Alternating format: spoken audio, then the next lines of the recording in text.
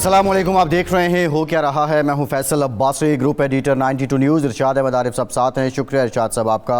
Adiala jail से आज बड़ी खबर आई है। बानी पीटीआई ने सहाफ़ियों से गैर रस्मी गुफ्तगू करते हुए ये ऐलान किया है कि 9 मई के वाक़यात पर वो मशरूत मुआफ़ी मांगने को तैयार हैं। उन्होंने ये कहा है कि CCTV फुटेजेस दिखाई जाएँ, उसमें अगर उनका एक कारकुन भी मुलव्वस है तो वो मुआफ़ी मांग लेंगे। ना सिर्फ मुआफ़ी मांगेंगे बल्कि उसको सज़ा भी दिलवाएंगे। साथ ही साथ उन्होंने ये भी कहा है कि हमने पेट्रोल बम सिर्फ ज़मान पार्क पर इस्तेमाल किए हैं। बानी पीटीआई ने यह भी कहा कि हसीना वाजिद के पसंदीदा आर्मी चीफ ने अपने लोगों पर गोली चलाने से इनकार किया, और ये भी उन्होंने कहा कि मुआफ़ी वो मांगता है जिसने गलती की हो, मैंने कोई गलती नहीं की है। हसीना वाजिद के वाक़े के बाद लग रहा है कि मुल्क में कुछ बड़ा होने वाला है। ये सारी गुफ्तगू उन्होंने की है, और इसमें जो इम्पॉर्टेंट बात है 9 मई से मुताल्लिक, अब से कुछ दिन पहले DGI-SPR ने भी अपनी प्रेस कॉन्फ्रेंस में कहा था कि 9 मई पर उनका मौक़िफ़ वाज़ेह है, जो पहले था अब भी वही है। अब जो मशरूत मुआफ़ी का ऐलान किया गया है बानी पीटीआई की जानिब से, साथ ही साथ उन्होंने ये शर्त भी आयद की है CCTV फुटेजेस की। क्या CCTV फुटेज ही ज़रूरी है या दीगर मनाजिर और दीगर फुटेजेस जो देखी गई हैं क्या वो इस बात की तायद और तस्दीक नहीं करती कि पीटीआई के लोग उसमें मुलव्वस थे? क्या अब मुआफ़ी मांगने के लिए ये जो ग्राउंड बनाया जा रहा है, आने वाले दिनों में क्या सुलह सफाई हो जाएगी या अभी हालात इसी तरह रहेंगे, मज़ीद शिद्दत आएगी? ये बुनियादी सवाल है। आज के प्रोग्राम में हम इस पर गुफ्तगू करेंगे। दूसरी जानिब जो इलेक्शन तरमीमी एक्ट है, पाकिस्तान तहरीक इंसाफ ने उसको भी सुप्रीम कोर्ट में चैलेंज कर दिया है। इंतहाई अहम नुक्ता ये है कि अभी तक सदर ममलिकत की जानिब से इस बिल पर दस्तखत नहीं किए गए हैं। साथ ही साथ इलेक्शन कमीशन ने पहले वजाहत तलब की थी, जो 12 जुलाई का फ़ैसला था सुप्रीम कोर्ट का, और अब ये रिपोर्ट हुआ है कि इलेक्शन कमीशन ने भी नज़रसानी की अपील दायर करने का फ़ैसला कर लिया है। पीटीआई के कुछ लोग सितंबर में अडियाला की तरफ लॉन्ग मार्च का ऐलान कर रहे हैं, कुछ तरदीद कर रहे हैं और कुछ मिली जुली बात कर रहे हैं। क्या इसमें हकीकत है या पहले की तरह फिर से ये एक कन्फ्यूज़ बयानिया है जिसकी तायद भी खुद लोग कर देते हैं, दूसरा रहनुमा आके तरदीद कर देता है? साथ ही साथ बांग्लादेश का जिक्र करेंगे, और बांग्लादेश की जो अंदरूनी हालात हैं वो तो अपनी जगह हैं, लेकिन जो भारत का तसल्लुत था, भारत जो बैक पे रहता था, क्या अब भारत का बोरिया बिस्तर ढाके से गोल हो चुका है? ये बुनियादी सवाल है। इरशाद साहब, आज जो खबर आई है मशरूत मुआफ़ी की, एक तो ये बताइए बतौर जर्नलिस्ट कि ये बयान वैसे ही आ गया है या कुछ चल रहा है? ये किसी मेल मुलाकात का या किसी सिलसिले का नतीजा है? अच्छा, अगर तो इस बयान को देखा जाए तो मेरे लिए इसमें कोई ताज्जुब की बात नहीं है, क्योंकि ये बात वो पहले भी कहते रहे हैं, जुडिशल कमीशन का मुतालबा करते रहे हैं, CCTV फुटेजेस वो कहते रहे हैं कि दिखाएं अगर हमारे लोग या मुलव्वस हैं। मैं तो ख़ुद वैसे उस दिन गिरफ़्तार था, लेकिन इस हद तक उन्होंने कह दिया कि जी अगर एक भी मेरा कारकुन मुलव्वस पाया जाए, यानी तोड़ फोड़ में, इसका मतलब ये नहीं है कि वो तो कहते रहे हैं ना कि जी हम गए हैं, कोई आईनी हक़ है हमारा, अगर हम सामने गए हैं तो अगर पाए तो फिर मैं माफ़ी मांग लूँगा। लेकिन साथ ही साथ उन्होंने ये भी कहा कि मुझे जो अगवा किया गया उसकी माफ़ी कौन मांगेगा? उसकी तो माफ़ी मांगनी चाहिए, क्योंकि मैं एक इज़्ज़तदार आदमी हूँ, मुल्क में, मुल्क से बाहर मेरी इज़्ज़त है, तो मुझे घसीटा गया, मुझे मारा गया, ये सारा कुछ किया है। लेकिन जो हुकूमती सफ़ों में परेशानी नज़र आती है, और जिस तरह से ख्वाजा आसिफ साहब के बयानात को आप ले रहे हैं, राना सनाउल्लाह साहब के बयानात को दें, और ताज़ा तरीन जो उनका बयान है कि जी मेरी कोई इमरान खान से दुश्मनी तो नहीं है, हम तो आपके सियासी मुखालिफ हैं, आप आ जाएँ हमारे साथ, तो उससे, उस परेशानी से तो लगता है कि कोई ना कोई राब्ता, कोई ना कोई बातचीत चल रही है, और ये शायद उसी का शाखसाना हो कि जी एक नरमी की तरफ, नर्म, इसको आप नर्म कह सकते हैं ना, मौक़िफ़ में फ्लेक्सिबिलिटी जो है, नरमी जो है, तो अगर वाक़तन दोनों तरफ से कोई नरमी आ रही है, कोई मामलात आगे बढ़ रहे हैं, और इस मुल्क का मकबूल लीडर जो है वो इस हद तक आ गया है कि कुछ मुझे सबूत दिखाएं तो मैं माज़रत भी कर लूँगा। CCTV फुटेज की क्या शर्त है इरशाद साहब? सवाल तो ये है कि CCTV फुटेज से आम है, टीवी पे चली, मीडिया पे चली, कॉल दे रहे हैं, बयानात हैं लीडर्स के। नहीं सर, इस तरह नहीं। आप अदालत में जब जाते हैं तो क्या दिखाते हैं? सबूत दिखाते हैं ना। CCTV فوٹیج یہ ہوگی کہ جی یہ بندہ جو ہے وہ توڑ پھوڑ کر رہا ہے اور یہ PTI کا ہے. صحیح ہے. ٹھیک ہے نا جی.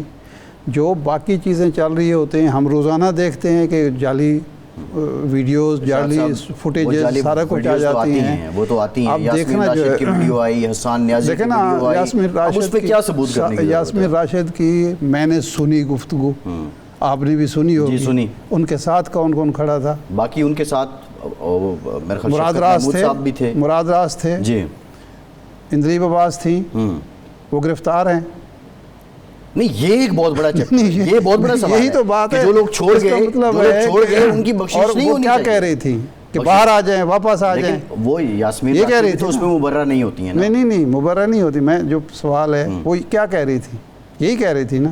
لیکن پھر فیصلہ ہوا تو وہ چل دیے وہاں. نہیں وہاں سے وہ گیٹ پہ کہہ رہے ہیں کہ واپس باہر واپس آ جاؤ, وہ یہ کہہ رہی ہیں.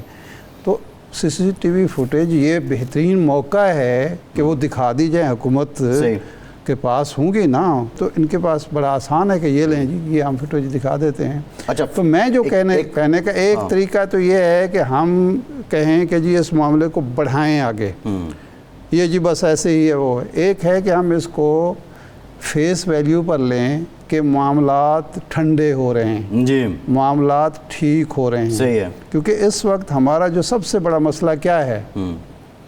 معاشیات میں استحکام. جی بالکل ہے. معیشت, سیاسی عدم استحکام جو وجہ سیاست میں استحکام, معیشت کی خرابی ہے. یعنی حالت یہ ہے کہ اب ہمیں ایگزیکٹو بورڈ سے منظوری لینے کے لیے پہلے یہ ثابت کرنا ہے کہ ہم نے 12 ارب ڈالر کے جو قرضے ادا کرنے ہیں سعودی عرب کے, چین کے اور UAE کے, وہ رول اوور ہو گئے ہیں کہ نہیں. اچھا رول اوور کا کیا مطلب ہوگا کہ اگلی حکومت کے سر ہم مصیبت ڈال رہے ہیں, ہم ادا نہیں کریں گے, وہ چڑھے رہیں گے. اور ہم نے اگلی تو 4 سال بعد آنی ہے, ابھی تو حکومت ہے نا چل رہی ہے. جب بھی آنی ہے بھائی اس پر بڑھے گا نا, سود بھی بڑھے گا, قرض بھی موجود رہے گا. صحیح ہے. یہ جو وشس سلکر شروع ہوا ہے کہاں سے ہوا ہے کہ جو قرضے تھے وہ انہیں ادا کرنے کے بجائے نئے قرضے لیے, ان کی ادائیگی کے لیے وہ پھونک ڈالے, صحیح ہے, کھا پی لیا. اور حالت یہ ہے کہ آج یعنی اس کے حالات دیکھیں نا کہ ہمارے جو فاروق صاحب ہیں کیمرہ مین, کتنی تنخواہ ہے 48,000 غالباً بتا رہے تھے, اور بل کتنے کا آیا ہے 41,000 کا. اچھا باقی پیسوں میں وہ کیا کریں گے؟ ان کی والدہ کینسر پیشنٹ ہیں, وہ دوائیاں لیں گے, وہ گھر کا خرچہ چلائیں گے. سبزی کہاں پہنچی ہوئی ہے؟ آپ خود بتا رہے تھے کہ کدو جو ہے کدو 400 آپ 400 بتا رہے ہیں, میرے ڈرائیور نے یہ بتایا کہ 700 روپے کلو ہیں. آپ زیادہ بہتر پوسٹ ایریا میں رہتے ہیں. نہیں وہ باہر آبادی سے باہر گیا ہے, وہ اس نے آ کے کہا کہ جی وہ کدو نہیں, پیسے اس کے پاس جو تھے اس نے کہا جی اس کا تو کلو کدو نہیں آ سکتے تھے. اب 500 روپے یا 400 روپے کدو ہے جو گھر میں ہم پکاتے ہیں, تو جن کے ہاں چھوٹے بچے ہیں 10-12 سال کے وہ کھاتے نہیں ہیں. بینگن 300-400 روپے کلو. صحیح ہے. باقی سبزیوں کا یہ حال ہے, دالوں کا یہ آپ کے سامنے ہے. اس ملک میں ہم محاذ آرائی نہیں بڑھا سکتے. یہ تو آپ کی بات سے ہمیں جانا چاہیے کہ اگر یہ واقعی کوئی شخص پیچھے ہٹ رہا ہے, کوئی شخص نرمی دکھا رہا ہے, تو ہمیں اس کا فائدہ اٹھانا چاہیے, اس کو فیس ویلیو پر لیتے ہوئے معاملے کو ختم کرنا چاہیے. اگر جھکانے کے چکر میں یہ نہ ہو کہ جناب والا پھر معاملات ہاتھ سے نکل جائیں. ایک چھوٹی سی چنگاری لگتی ہے تیونس میں جو لگی تھی, جو سری لنکا میں ہوا تھا, جو یہاں ہوا ہے. اتوار کی شام تک کوئی تصور نہیں کر سکتا تھا کہ کل محترمہ بھاگ جائیں گی.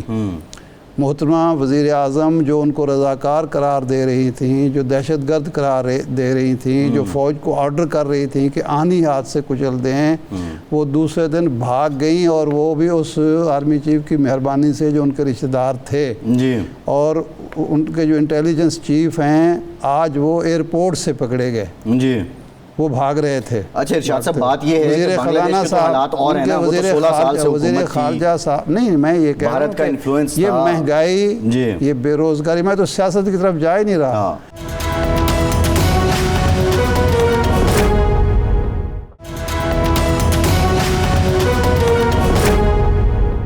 یہ جو مہنگے بل ہیں، یہ مہنگی سبزیاں ہیں، جو مہنگے دالیں ہیں، جو باقی چیزیں ہیں، اس کا ہمیں احساس کرنا چاہیے۔ صاحب یہ بنیادی مسائل ہیں، یہی لوگوں کے مسائل ہیں۔ لوگوں کے مسائل یہ نہیں ہیں نواز شریف کیا کر رہا ہے، عمران خان کیا کر رہا ہے، یہ بھی ہیں مسائل، لیکن مسئلہ یہ ہے کہ ظاہر ہے لوگ ان کو فالو کرتے ہیں۔ مسئلہ رائٹس کا مسئلہ ہے، رائٹس کا مسئلہ ہے، حقوق کا مسئلہ ہے، بالکل ہے۔ لیکن اب یہ ہے جو بنیادی سوال ہے کہ آپ نے 8 فروری کو الیکشن ہوئے، 8 فروری کے بعد آپ نے زور و شور کیا، آپ کے لوگ آئے، ہمارے لوگ اتنے جو ہیں وہ شہید ہو گئے۔ آج بھی سوال ہوا کہ آپ کہہ رہے ہیں کہ 16 لوگ شہید ہو گئے، ان کی تفصیلات کیوں نہیں دی گئیں؟ ایک بڑی عجیب و غریب قسم کی ایک کھچڑی کی سی صورتحال تھی، لیکن حالات نارمل ہو رہے ہیں تو اس کو اپریشیٹ کرنا بنتا ہے۔ اسد قیصر صاحب نے ہمیں جوائن کیا ہے، پاکستان تحریک انصاف کے سینئر رہنما ہیں۔ اسد صاحب، ایک تو مشروط معافی کی پیشکش کی گئی ہے، اعلان کیا گیا آپ کے بانی کی طرف سے۔ جو سوال ہے بطور جرنلسٹ ہمارے ذہن میں جو بات آ رہی ہے، یہ بتائیے کہ یہ جو اتنی فلیکسیبلٹی آپ کی طرف سے آ رہی ہے، کیا اس کے پیچھے کوئی بیک ڈور چینل ایکٹیو ہے، کوئی بات چیت چل رہی ہے، یا اب آپ کے بس میں آپ سمجھتے ہیں کہ معاملات اب ہاتھ سے مزید نکلیں گے، مزید بگڑیں گے، تو معافی مانگ لینا ہی بہتر ہے؟ جی دیکھیں، سب سے پہلے بات تو یہ ہے کہ ہم ہر ممکن طرح کوشش کر رہے ہیں کہ ملک کے حالات نارملائز ہوں، لیکن آپ دیکھ رہے ہیں کہ ایک طرف ہمارے خلاف جو کریک ڈاؤنز ہیں، ہمارے خلاف جو انتقامی کارروائیاں ہیں، رویہ ہے، اس میں کوئی چینج نہیں آ رہا۔ یعنی ہم جو بات کرتے ہیں، کبھی کہتے ہیں کہ آپ نے جو ہے نا ادھر آپ اپنے مینڈیٹ سے زیادہ بڑھ کے بات کرتے ہیں، حالانکہ ہم ہمیشہ ہمارا مطالبہ یہ رہا ہے کہ یہ الیکشن جو ہے نا مینڈیٹ چوری کیا گیا ہمارا، ہم سے جو ہے نا زبردستی عوام کا جو مینڈیٹ تھا جس کو دیا تھا اس کی جگہ دوسرے لوگوں کو بٹھایا گیا، اور اس کی وجہ سے یہ تو عوام کا حق ہے کہ جس کو کرے، لیکن اس کے بعد جو ہے نا زبردستی ہمارے لوگوں کو اٹھانا اور زبردستی کروانا، خاص کر سپریم کورٹ کے فیصلے کے بعد جو صورتحال رہی، یعنی 41 MNAs کے اوپر جو ابھی زمین تنگ کی گئی ہے، اور اس کے اوپر جو ہے نا اس کو رشوت کی آفر ہو رہی ہے، اس کو عہدوں کی آفر ہو رہی ہے، اس کے اوپر دھمکیاں اور زور و جبر ہو رہا ہے، اور ہمیں ہر قسم کی پولیٹیکل ایکٹیویٹیز کے روکے جا رہے ہیں۔ اس کے باوجود بھی ہم ایک کہہ رہے ہیں کہ نہیں، ہمارا ملک ہے، ہم ملک کو آگے بڑھانا چاہتے ہیں، لیکن جو قانون کے مطابق ہے، آئین کے مطابق ہے، اس کے مطابق ملک کو چلاؤ۔ اور یہ جو کر رہے ہیں، تو اسے جو خان صاحب نے آج کہا ہے کہ اگر آپ کو ہمارے اوپر کوئی چیز ہے تو جوڈیشل انکوائری مقرر کر کے چارج فکس کریں، اگر ہماری کوئی رسپانسبل ہے تو اس کے خلاف ایکشن دیا جائے گا۔ صحیح۔ اچھا، خان صاحب کا یعنی یہ مشروط کہنا ہے، اگر وہ آپ کو فوٹیجز دکھا دیں یا جوڈیشل کمیشن آپ کے خلاف فیصلہ کر دے تو پھر آپ مانیں گے، لیکن پھر وہ مفاہمت کیا ہوگی؟ پھر تو سزا ملے گی نا جو لوگ اس میں ملوث پائے جائیں گے۔ نہیں، ٹھیک ہے شاہدار صاحب، سزا ملنی چاہیے جو رسپانسبل ہے۔ ہمارا موقف بالکل الگ ہے کہ یہ ایک پلانٹڈ اور ایک سازش تھی، اور جس میں انٹیریئر منسٹر اور IGP پنجاب رسپانسبل ہے، انہوں نے سارا ڈرامہ کروایا ہے۔ اس کی پیچھے اگر یا تو ہمارا موقف غلط ثابت ہو جائے گا یا ان کا موقف غلط ثابت ہو جائے گا۔ نہیں سر، یہ جو واقعات ہوئے صرف پنجاب میں تو نہیں ہوئے نا، یہ تو KPK میں بھی ہوئے، باقی صوبوں پہ بھی ہوئے، تو یہی تو کہا جاتا ہے کہ یہ ایک باقاعدہ پری پلانڈ ایک پروجیکٹ تھا، اور اس کی وجہ سے ہر جگہ بیک وقت یہ سب کچھ ہوا۔ تو یہ صرف پنجاب کی حد تک تو نہیں ہوا کہ آپ IG کو یا اس وقت کے انٹیریئر منسٹر کو کہتے ہیں۔ دیکھیں، یہ سارا کچھ جو ہوا ہے اس وقت سارے ملک میں اس کی حکومت تھی، اس کے پاس پاور تھی، اس کے پاس پوزیشن تھی، سارے فیصلے اس کی ہو رہے تھے، اختیارات ان کے پاس تھے، جی سارے سب کچھ ان کے پاس سب کچھ ہو رہے تھے۔ لیکن اس وقت جو صورتحال ہے، آپ دیکھ لیں کہ KPK میں آپ کہہ رہے ہیں کہ KPK میں تو کس کی حکومت تھی؟ ان کی حکومت تھی۔ یہ اس وقت سب جگہ تو یہی ان کی انفلوئنس تھی۔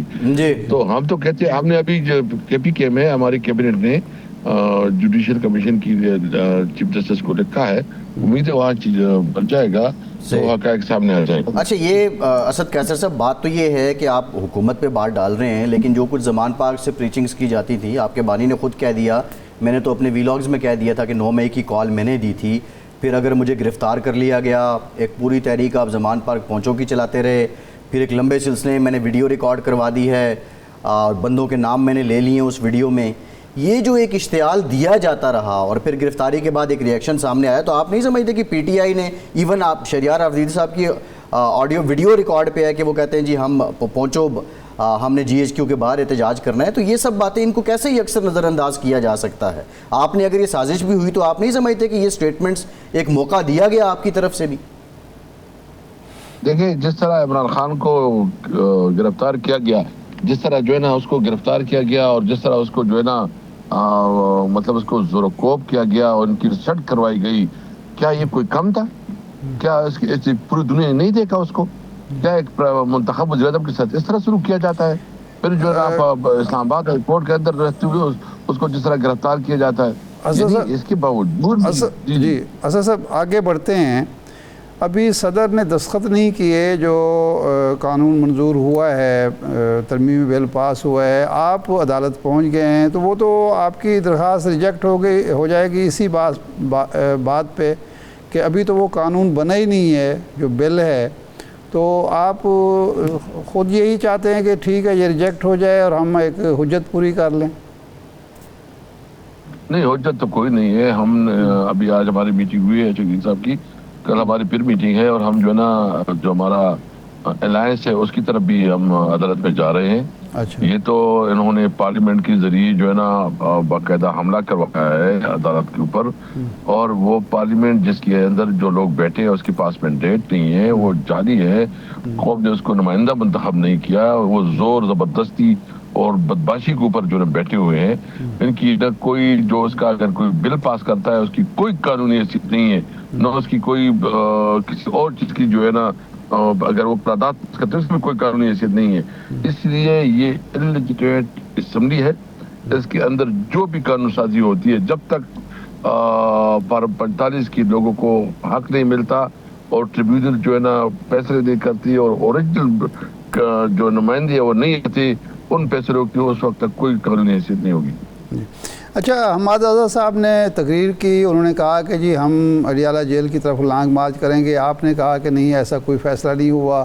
شہریار آفریدی صاحب نے کہا کہ جناب یہ سلپ آف ٹنگ ہے. لیکن آج حماد اظہر نے باقاعدہ ٹویٹ کیا کہ کوئی سلپ آف ٹنگ نہیں ہے, ہم احتجاج کریں گے. اب اگر آپ اڈیالہ جیل کی طرف احتجاج کرتے ہیں, لانگ مارچ کرتے ہیں, جلسہ تو آپ اسلام آباد میں کر نہیں پاتے, اس سے لا اینڈ آرڈر سچویشن مزید خراب ہوگی, تو یہ پھر محاذاری کا ایک دوبارہ آغاز کرنا چاہ رہے ہیں آپ؟ دیکھیں ہمارے پاس کوئی آپشن نہیں رہا. آپ مجھے ارشاد صاحب بتائیں, ہماری جگہ آپ لوگ ہوتے تو کیا کرتے؟ آپ کوئی منتخب ایم این ایس پارلیمنٹ کی کیا حیثیت ہے کہ منتخب پارلیمنٹرین کو اغوا کیا جاتا ہے, اس کی وفاداری کو جو ہے نا بدلنے کے لیے اس کو آفر دی جاتی ہے, دباؤ میں لایا جاتا ہے. مطلب جو طریقے ناجائز وہ سارے استعمال ہو رہے ہیں. اس کے بعد آپ کہتے ہیں کہ آپ نے احتجاج کر کے جو ہے نا وہ لا اینڈ آرڈر کی سچویشن کریٹ کرنی ہے. ہاں, ہم کوشش کر رہے ہیں کہ ملک میں پرامن جدوجہد رکھیں, ہم اپنے قانون کے اندر رہتے ہوئے جدوجہد کریں گے. لیکن یہ ہمارا آئینی اور قانونی حق ہے, ہم مارچ بھی کر سکتے ہیں, ہم دھرنا بھی دے سکتے ہیں, اور ہم جلسہ بھی کر سکتے ہیں. کون سا ہمیں کس قانون کے تحت ہمیں اسلام آباد میں جلسے نہیں کرنے دے رہا؟ کس قانون کے تحت جو ہے نا ہمارے جلوس کو جو ہے نا وہ نہیں کرنے دے رہا؟ ہم تو ایک پرامن, یہ نہیں آپ نے کل اتنا بڑا جلسہ کیا, آپ نے دیکھ لیا کہ مطلب لاکھوں لوگ نکل آئے ہوئے تھی, ایک انقلاب تھا. اور اس صورتحال میں جو ہے نا ہم ہمیشہ پیسفل لوگ ہیں, پرامن لوگ ہیں, اور میں آپ کو بتاؤں کہ ہم کسی طور پر اپنی جدوجہد کو پرتشدد نہیں بنائیں گے. نہ ہمارے جو یہ کرے گا وہ طریق انصاف اور عمران خان کا دشمن ہوگا اور وہ کوئی بری ایجنٹ ہوگا. ہم جدوجہد کریں گے, ہم اسلام آباد بھی آئیں گے, ہم جہاں بھی اسد صاحب اب بات تو یہ ہے, اسد صاحب قانون اور آئین کے اندر رہتے ہوئے ہوں گے.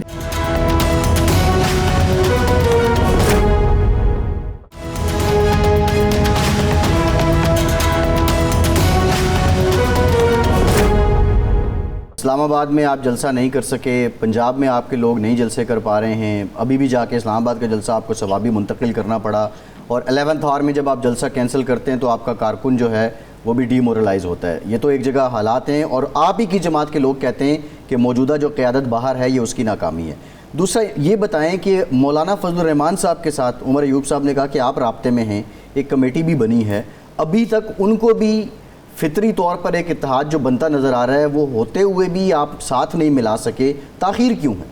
اور کمیٹیوں کے اجلاس کیوں نہیں ہو رہے؟ دیکھیے انشاءاللہ نہیں وہ ہو جائے گا, ہوپ فلی انشاءاللہ مجھے امید ہے 1-2 دن میں, زیادہ ویک پہ ہو جائے گا, کیونکہ وہ عمرے پہ گیا تھا, پرسوں وہ آیا ہے اور ہمارا جلسہ تھا, تو اس کی وجہ سے ہم اپنے جلسے پہ مصروف تھے. ہماری انگیجمنٹ ہے اس کے ساتھ, رابطے بھی ہے, اور دیگر پولیٹیکل پارٹیز کے ساتھ, بلوچستان اور سندھ کی پولیٹیکل پارٹیز کے ساتھ بھی انگیجمنٹ ہے. تو انشاءاللہ تعالیٰ چیزیں آپ دیکھیں کہ جو بھی پولیٹیکل پارٹیز حکومت سے باہر ہیں اور ہم سب کو جو ہے اکٹھا کر رہے ہیں. اچھا یہ فرمائیں کہ شیر افضل مروت صاحب کا اب کیا معاملہ ہے؟ چیئرمین گوہر صاحب تو کہتے ہیں کہ جی ان کو کہہ رہے ہیں کہ صبر کریں, عمران خان سے ملوانے کی پیشکش بھی کی ہے, آپ کی پارٹی نے ان کو نکال دیا ہے, اب وہ پارٹی میں ہیں نہیں ہیں, اور کیا چیئرمین گوہر خان صاحب کو اعتماد میں کیوں نہیں لیا گیا, اس کی کیا وجہ نظر آتی ہے؟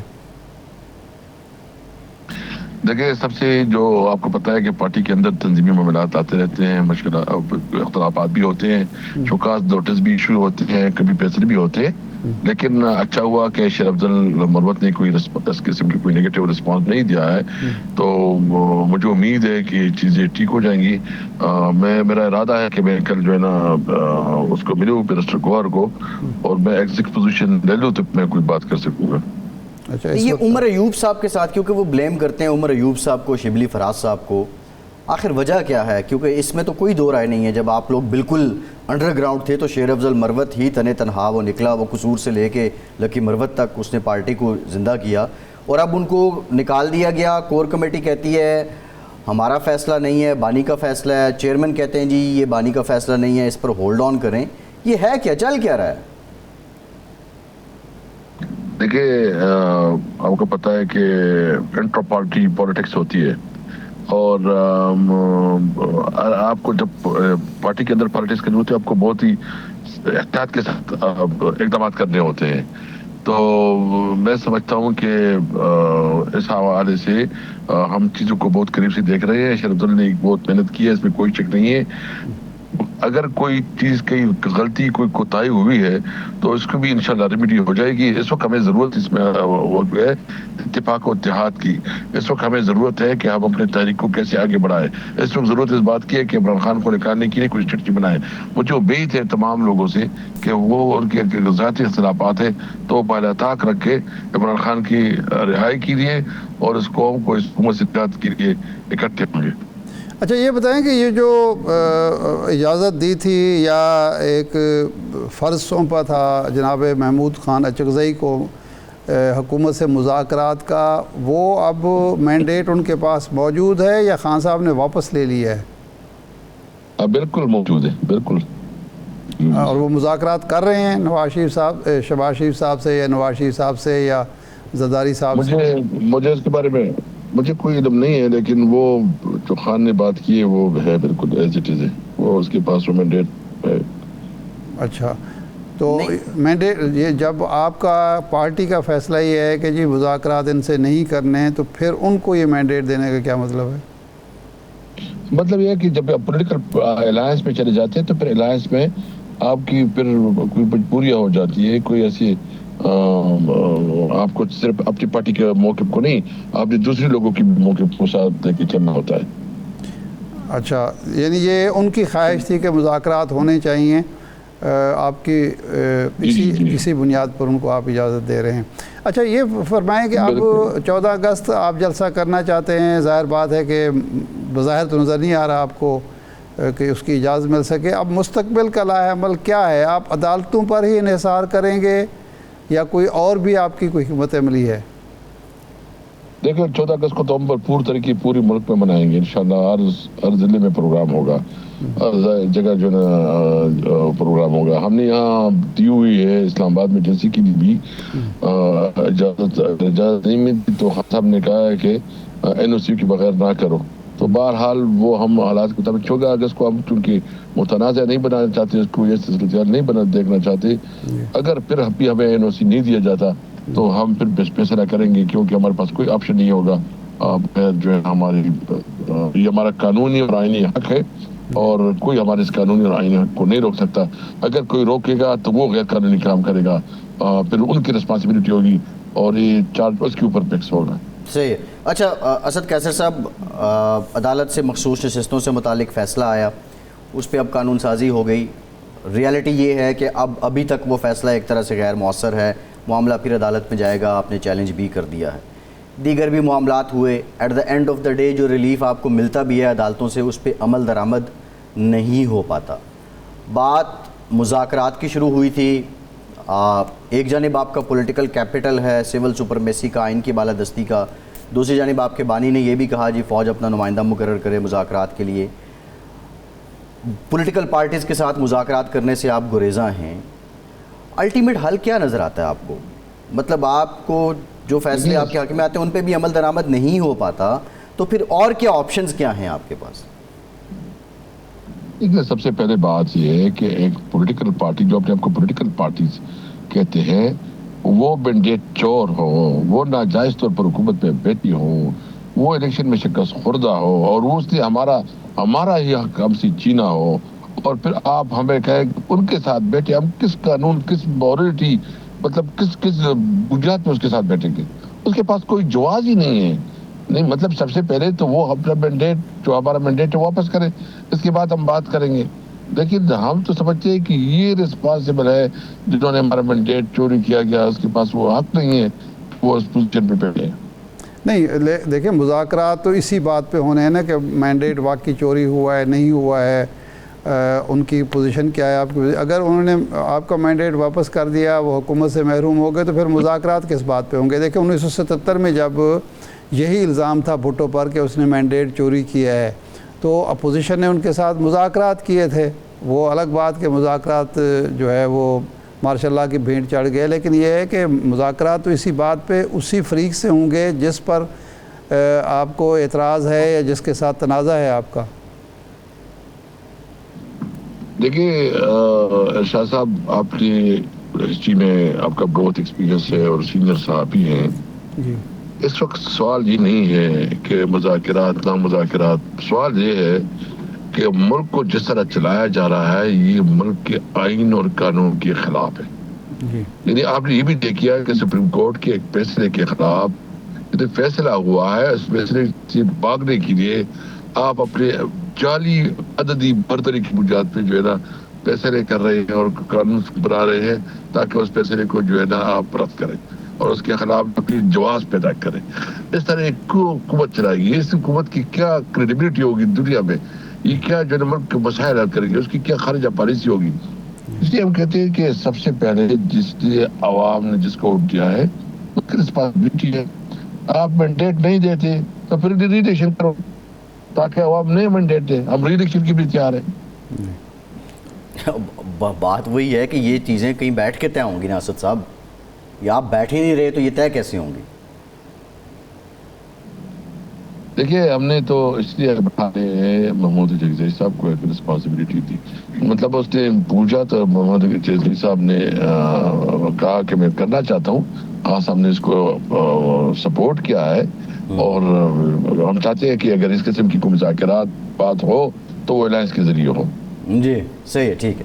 بہت شکریہ اسد قیصر صاحب. ارشاد صاحب پروگرام کا ٹائم ہو گیا, بہت شکریہ آپ کا. آج کے پروگرام سے اتنا ہی اجازت دیجیے.